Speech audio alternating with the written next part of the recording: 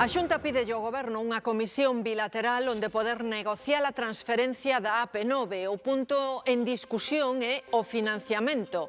Gloria.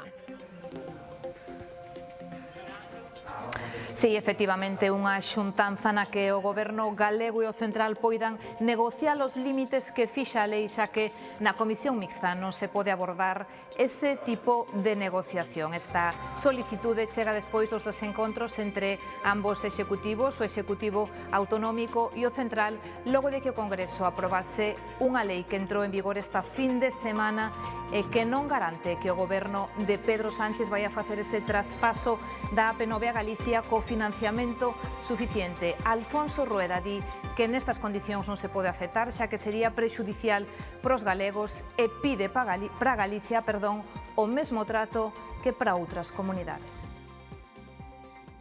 Hai que definir o marco no que queremos facer a negociación. Non se pode facer a calquera prezo. Esta transferencia ten que ser en condicións xustas e os contribuintes galegos non teñen por que pagar decisións que non se adoptaron en Galicia.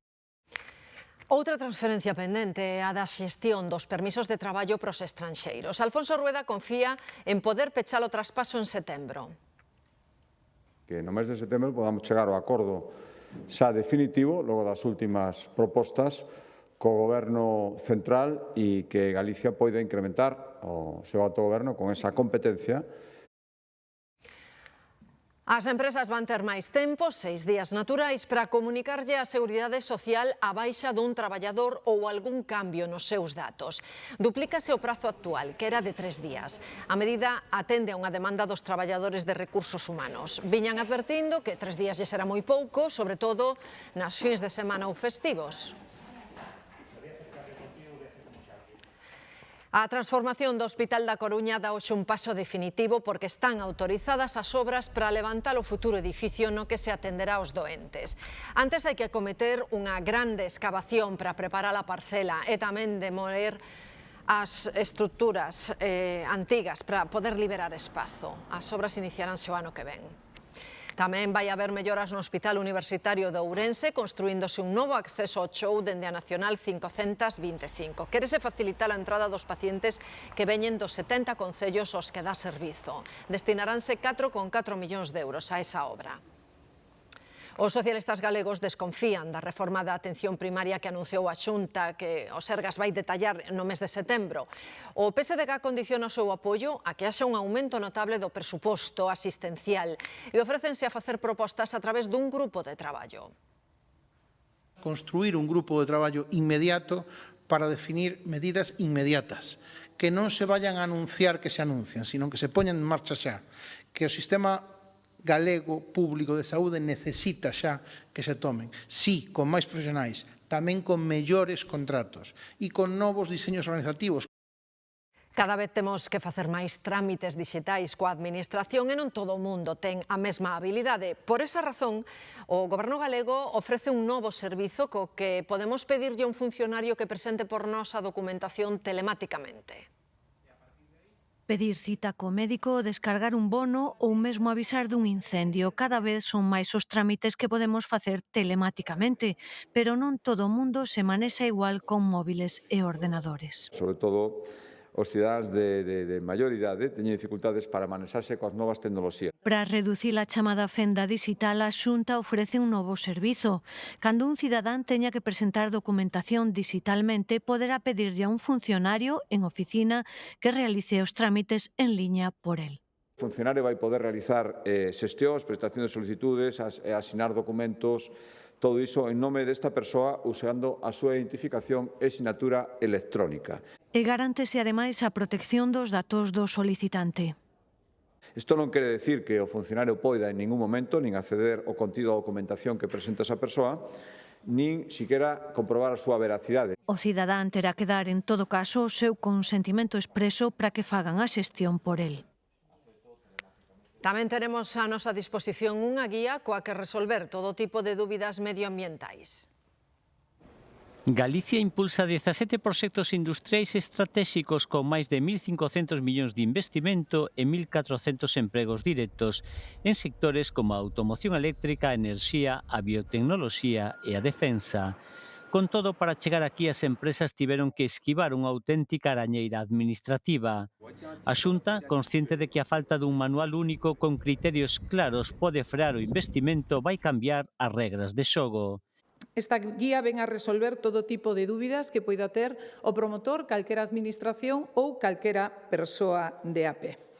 Para solucionalo, elaborará unha guía práctica de avaliación ambiental enfocada en dous obxectivos: dar seguridade xurídica total aos emprendedores desde o primeiro día e reducir drásticamente a burocracia, eliminando consultas recorrentes e peticións de documentación complementaria. Simplificar en ningún caso significa rebaixar garantías. O contrario, simplificar significa dispoñer de mellor información dende o inicio para tomar decisións máis fundamentadas e, por suposto, máis rápidas. O Grupo Lence medra máis dun 4% e aproxímase aos 300 millóns de euros de facturación en 2025. Detrás destas cifras está unha aposta pola innovación, pola eficiencia industrial e pola modernización dos procesos produtivos das súas plantas. As marcas Leima e Río de Galicia mantiveron o seu posicionamento no mercado e Optimilk rexistrou un incremento de máis do 25%. O 6 de febreiro deste ano, en pleno temporal de chuvia e de vento, a estrada que une Ferreira de Pantón con Nogueira de Ramuín quedou cortada por ese desprendemento. As chuvias intensas provocaban o corremento de terra e de pedras.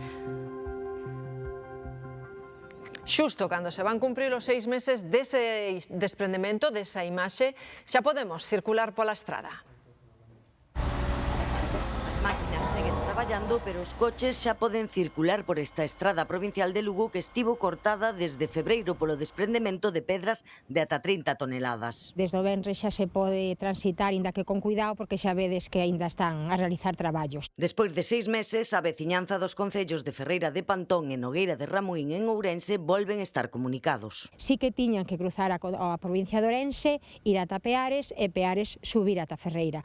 Foi a consecuencias dos incendios, como decimos, pois a vexetación sempre sujeta un pouquiño o terreno e últimamente chove moi forte, moi torrencial e a consecuencia desa auga pois veuse abaixo toda a montaña. Toda a marxen esquerda da estrada está, digamos, con risco de caídas novos e derrumbes novos.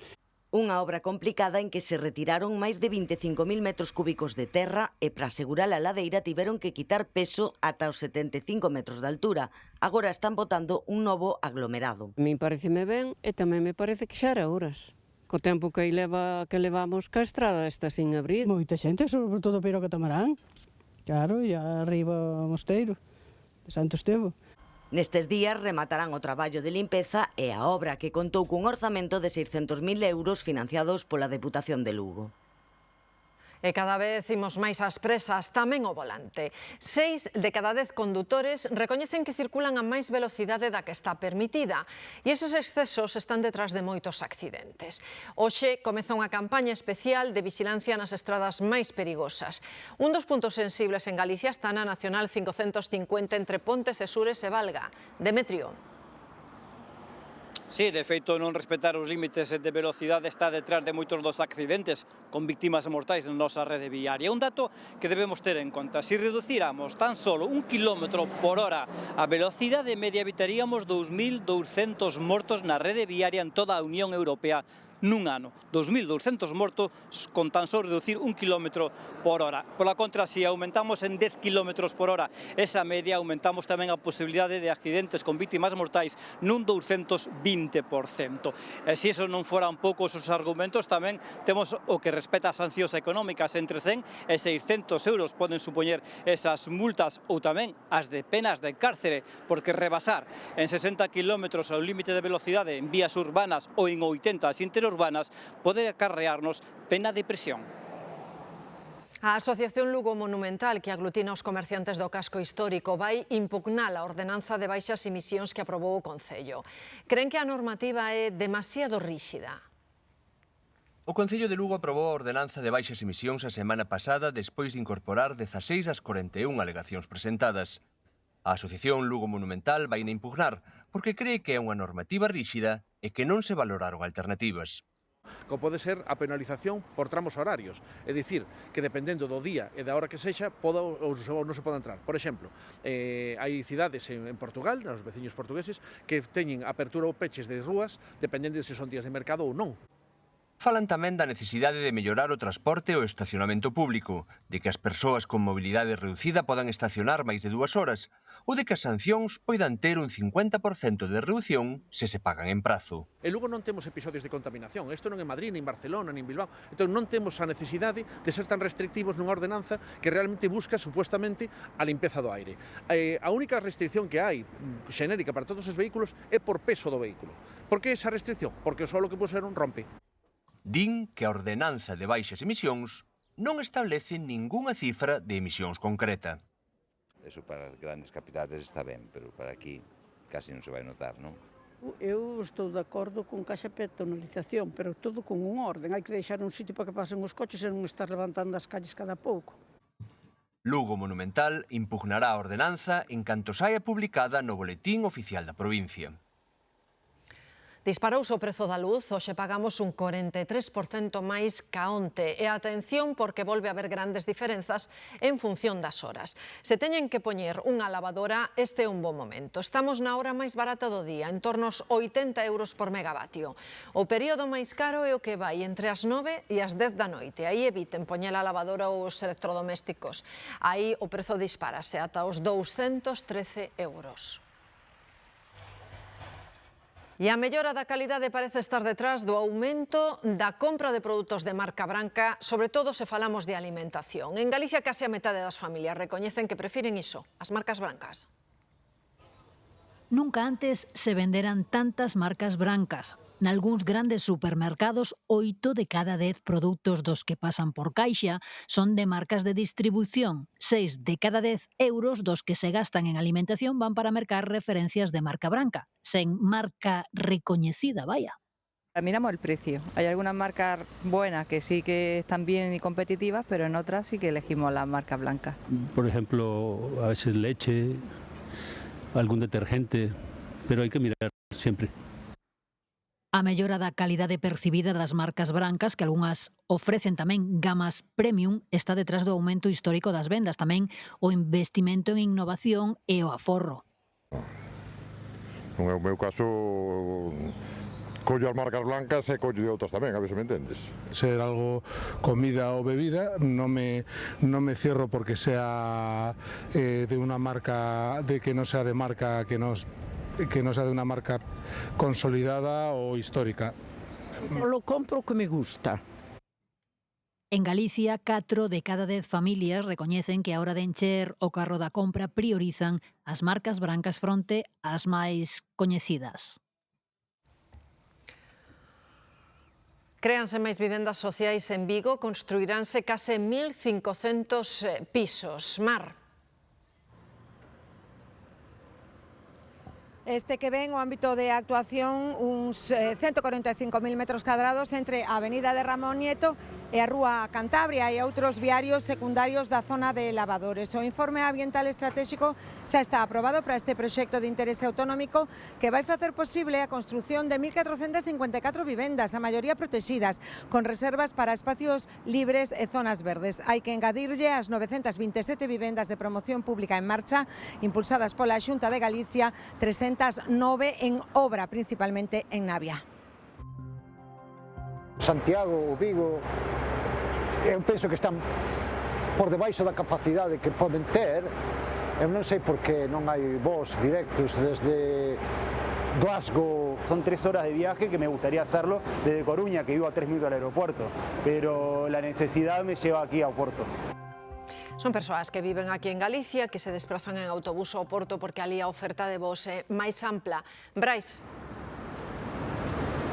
Sí, o tráfico de pasaxeiros de autobús entre Galicia e o Porto é maior que nunca. Nestes meses centrais de verán son máis de 20 frecuencias diarias ata o aeroporto de Francisco Sacarneiro, operadas por 3 compañías, sobre todo con saída ou transbordo en Vigo. A ruta está coberta dende a madrugada ata pasada medianoite, é dicir, prácticamente as 24 horas, e a ocupación para hoxe é moi elevada. De feito, o sistema de prezos dinámicos fai que os billetes poidan superar os 80 euros dende Santiago. A ruta é especialmente popular para moitos peregrinos que chegan á capital galega e queren volver aos seus países dende o Porto, pero tamén para moitos galegos que xa teñen o Sacarneiro como a súa terminal prioritaria, con máis de 130 conexións con 31 países e a prezos moi competitivos.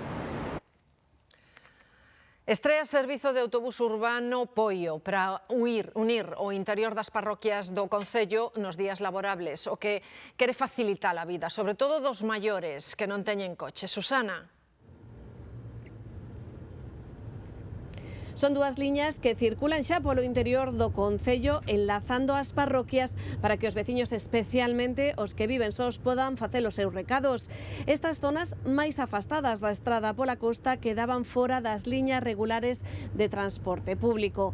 Entre as dúas rutas, ida e volta, cúbrese o concello dende o límite con Sanxenxo ata o límite con Pontevedra.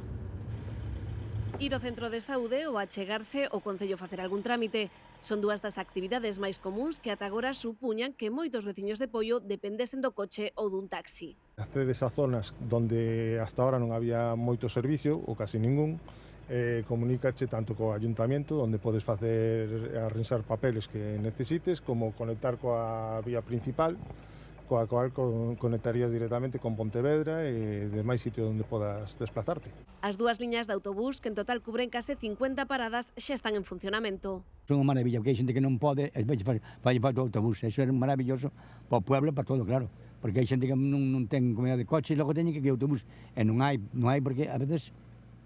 porque lle fai un favor un vidiño leva unha, pero ahora o seu autobús é unha maravilla. A xente que non teña posibilidades de ter un coche na casa, por lo menos que se desplace en autobús, xente maior e todo eso, claro que sí.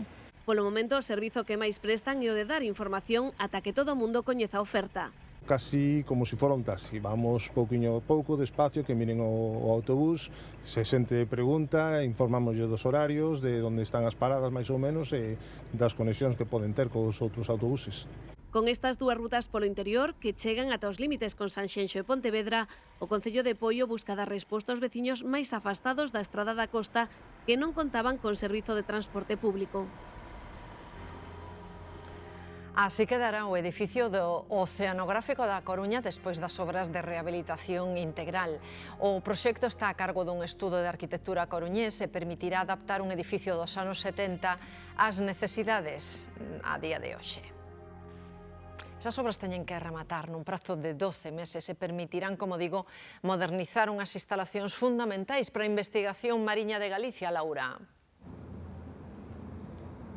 Si, son unhas obras impulsadas polo Ministerio de Ciencia que contarían cun orzamento que superaría os 5,6 millóns de euros. Actuarase sobre unha superficie duns 3.200 metros cadrados e primará, entre outras cousas, a eficiencia e a accesibilidade. De feito, falábase de que se partía dun edificio moi complexo con 7 andares que se reorganizarían en 3. A modernización das instalacións de ventilación e a mellora da eficiencia enerxética tamén estarían entre os cambios acometidos.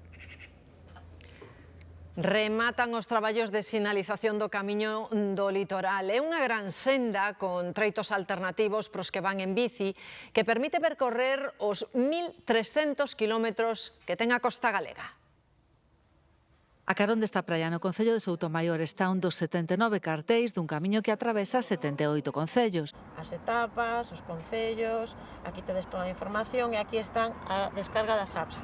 E ademais dos QRs, o track para os sendeiristas. Pero non só vai haber estos cartéis informativos, sino que tamén teremos 25 sinais direccionais, de maneira que, bueno, pues a xente non se perda, aparte de outros 249 elementos que serán moi pequeniños, pero que tamén van a facer posible que fagamos eses 1.373 kilómetros sin ter ningún tipo de problema, independentemente que teñamos ou non cobertura. Aproveitáronse camiños xa existentes para facelo transitable con continuidade en toda a liña costeira, prácticamente sen perder nunca de vista o mar.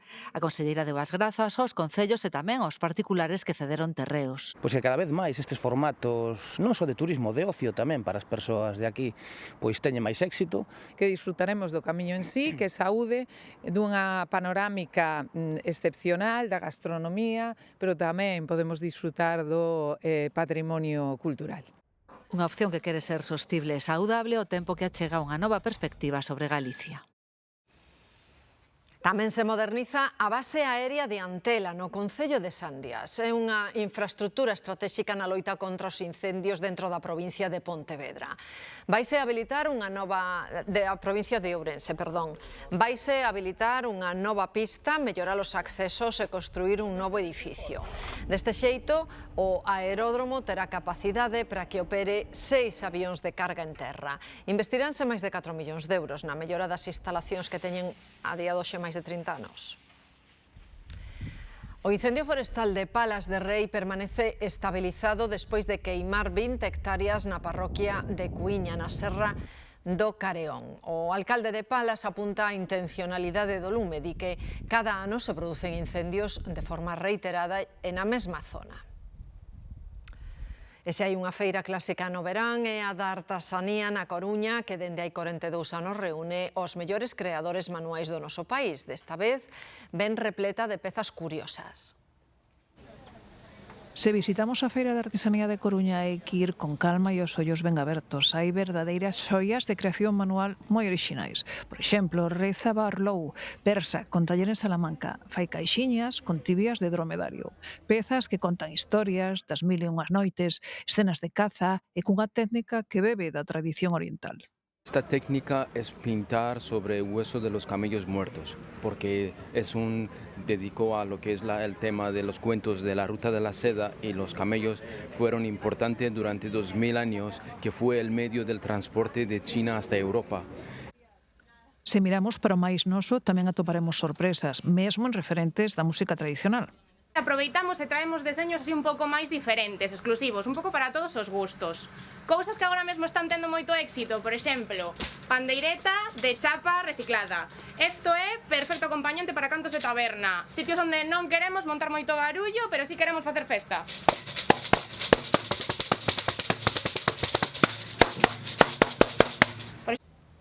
E hai clásicos como os encaixes de camariñas de Melania, que levan xa 38 anos de presenza na feira, pero que sempre chegan pezas únicas. Este ano a estrela é unha mantilla de fíos de seda que custa ao redor de 7.000 euros. Que a elaboración costanos moito máis e casi un ano de traballo con 2 persoas. Son só algúns dos exemplos deste grande escaparate da artesanía que podemos visitar ata o 30 de agosto nos xardíns de Méndez Núñez. Por certo que se inaugurou tamén na Coruña a exposición a Galicia inédita, unha ollada diferente do fotoxornalismo galego. É unha mostra con máis de 70 fotografías acompañadas de textos informativos. E o seu obxectivo é pôr en valor a relevancia do fotoxornalismo na crónica da vida diaria de Galicia. Poden visitar na dársena da cidade herculina. Un edificio de vivendas do barrio madrileño de Chamberí ardeu esta noite sen causar feridos entre os veciños. O lume declarouse no piso superior do inmoble. O lume declarouse esta madrugada na última planta dun edificio de vivendas do barrio madrileño de Chamberí. Cuando han llegado las primeras dotaciones, justo en ese momento se ha producido la proyección de las llamas por las ventanas, lo que ha originado que el fuego se desarrollara con mucha violencia e moi rápido. Dado o seu avance, a extinción das lapas foi complicada e para poder sofocar o lume as primeiras dotacións que acudiron tiveron que ser reforzadas coas doutros 3 parques de bombeiros. Ha sido muy difícil detener el avance por la estructura de madera de la cubierta, la cual ha terminado colapsando sobre sí misma. Afortunadamente no ha habido que lamentar nadie herido, no ha habido nadie lesionado ni tan siquiera intoxicado, ya que rápidamente se evacuaron tanto el inmueble afectado como el contiguo. En total, foron desaloxadas 15 persoas e un can do inmoble de 7 pisos. Os veciños non puideron dormir nas súas casas esta noite. Os evacuados do edificio lindeiro si puideron regresar. A vaga de calor abandona a península, pero nas Illas Canarias hai un aviso vermello por altas temperaturas e por risco de incendios. O termómetro supera nesta xornada os 40 graus en Gran Canaria. É un episodio de altas temperaturas que vai acompañado de calima alta nos ceos. Dende o Cabildo piden máxima precaución ante o risco de lumes, especialmente nesta xornada e tamén mañá martes. E o lume avanza sen control en Grecia e algúns focos ameazan a área metropolitana de Atenas. Arderon xa máis de 100.000 hectáreas e 1 milleiro de persoas tiveron que abandonar as casas. As altísimas temperaturas e os ventos de ata 100 km por hora complican moitísimo os traballos de extinción. 2 pilotos perderon a vida no choque entre 2 helicópteros. Dinamarca estrea novo servizo militar obrigatorio para homes e mulleres e dura 11 meses. Estréase hoxe. No goberno danés explican que queren priorizar a seguridade e a defensa nun contexto de aumento da inseguridade global con ameazas máis complexas. O obxectivo a medio prazo é aumentar o número anual de recrutas, pasar de 4.000 a 6.500. E dúcias de cidadáns da Unión Europea, pero que viven no Reino Unido, atravesan unha situación de grande incerteza. A Administración británica acaba de comunicarlles que os seus permisos de residencia temporal lles foron concedidos por erro e agora temen ser expulsados. María. Sí, a prensa británica apunta que polo menos un cento de persoas tería recibido xa a carta na que se lles comunica que o seu permiso temporal de residencia lles foi concedido por erro e xusto cando estaban á espera de recibir a residencia permanente. A decisión afecta aos cidadáns europeos que levaban menos de 5 anos residindo no Reino Unido cando o país abandonou a Unión Europea no 2020. O caso está a despertar moitos interrogantes sobre un posible incumprimento de Londres dos acordos do Brexit e varias organizacións de defensa dos dereitos dos cidadáns europeos temen que este sexa só o comezo dunha revisión máis ampla que podería afectar a miles de persoas en todo o Reino Unido. Con moitos inmigrantes aínda polas rúas de Ceuta, a situación na cidade autónoma está moi lonxe de volver á normalidade. Marcos, completamos os datos, o que estás vendo aí en Ceuta. Agora mesmo, Marta, estamos en concreto na praia do Trampolín. Como imaxinan todos vostedes, é difícil de explicar que algo así estea sucedendo. Inmigrantes ilegais de diferentes idades, algúns moi novos, tumbados, non sei se o ven, tumbados na área da praia e só reciben auga que transporta o exército nunha cisterna. Isto pasa na fronteira sur de Europa. Son seres humanos con dignidade que atravesaron a fronteira empuxados a un destino incerto. A súa chegada provocou o colapso dunha cidade e alerta en todo o continente. A normalidade anunciada polo goberno español non se acaba de ver e as autoridades locais piden medidas e tamén piden axudas. Hoxe o equipo da Televisión de Galicia estivo tamén co presidente desta cidade. Jesús Vivas asegurounos que Marrocos non actúa lealmente e reclama unha implicación real de todos para solucionar un asunto grave, duro e humanitario que compromete a seguridade de España e tamén de Europa. Cos mortos nunha morgue improvisada e moitos migrantes aínda nas praias, o presidente de Ceuta, Juan Jesús Vivas, contalle a un equipo da Galega como está a poboación ceutí. La gente sigue estando afectada porque no se sabe si esto podrá volver a repetirse en otro momento. A situación de Vivas aínda está lonxe da normalidade e apunta a Marrocos, un veciño asegura non fiable. Que non solamente ha consentido, sino que en algún caso ha alentado. Unha opinión que choca coa dunha parte do goberno español. Lo que nos trasladaron las autoridades marroquíes es que su disposición era total e inmediata. E non tanto coa de Margarita Robles. Yo le pido al gobierno de Marruecos que investigue y llegue hasta el final para saber lo que pasó. A vez, dende o Executivo manteñen que hai socios europeos que non estiveron á altura. El gobierno italiano ha sido uno de ellos. Sumar, socio do goberno, pide que se chame a consultas ao embaixador de Marrocos. Tenemos que pedir al propio Pedro Sánchez que modifique una estrategia entre Marruecos, una estrategia de apaciguamiento a un socio que ni es, a un vecino que ni es socio fiable ni responsable.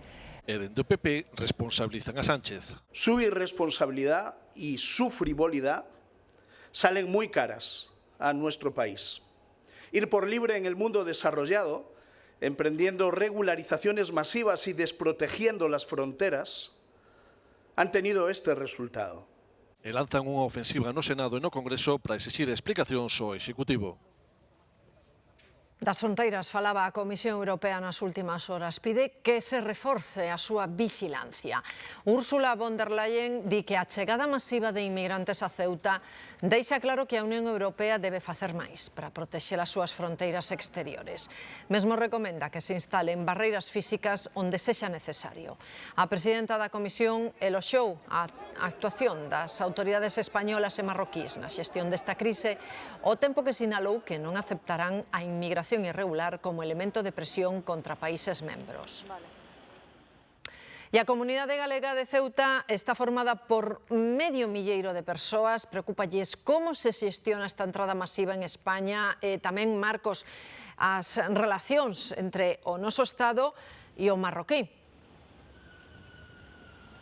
Exactamente, Marta, ia che dicir que ademais de historias oficiais da oficialidade derivada da chegada dos inmigrantes ilegais e das reaccións dos dirixentes políticos, hai historias humanas que complementan este relato. Hoxe tivemos a ocasión de estar coa presidenta do Centro Galego de Ceuta, Merche Fariña, que nos dicía eso, a cantidade dos centenares de galegos, 400, 500, que viven aquí, non de xeito constante, algúns constantes, outros inconstantes, porque son funcionarios e contribúen e tamén son parte da identidade desta cidade multicultural e mestiza. Os galegos, dicíanos, escoitámolo a continuación, están perfectamente integrados, traballan moitos deles aquí, algúns son de pais galegos e naceron aquí, pero siguen, mellor dito, conservando esa identidade. Chaman a necesidade de implicación do resto de España, das autoridades españolas, neste problema, no mantemento da convivencia pacífica que sempre houbo en Ceuta e tamén esa apelación ao Reino de Marrocos para que sexa un amigo leal e fiel co que é necesario convivir e coexistir.